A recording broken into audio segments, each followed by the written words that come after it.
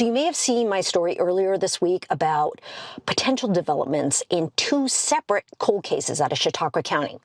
So one of those involved Yolanda Bindics. She was a 25-year-old mother of 4 children, and she was from Jamestown, and in 2004, she disappeared.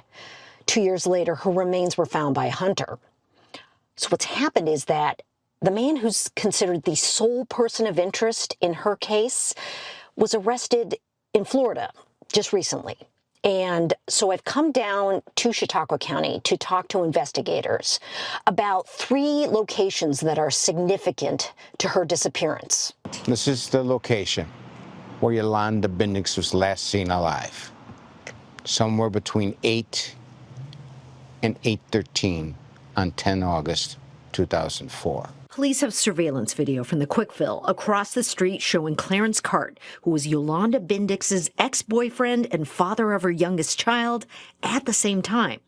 We went to that spot. So you would be able to stand here and see her in that parking lot. Arby's is significant to this investigation because the following day, Yolanda Bindics' car, which was last seen here by a co-worker with Yolanda in it, was then discovered at the Arby's, which is about a quarter of a mile down the road here. So this is the Arby's they're talking about. And if you can see behind me, there are 3 parking spots right by the entrance.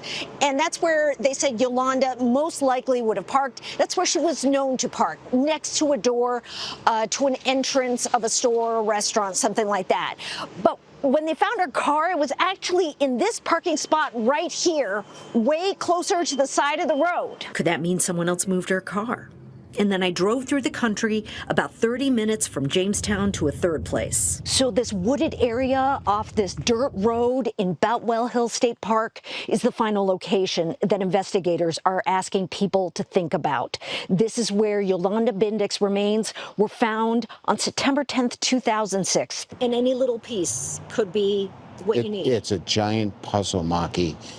There's just a couple of holes missing. Investigators are asking that if you were at one of those 3 locations on August 10th, 2004, to reach out to them. You'll see how in my story at WKBW.com. Maki Becker, 7 News, Chautauqua County.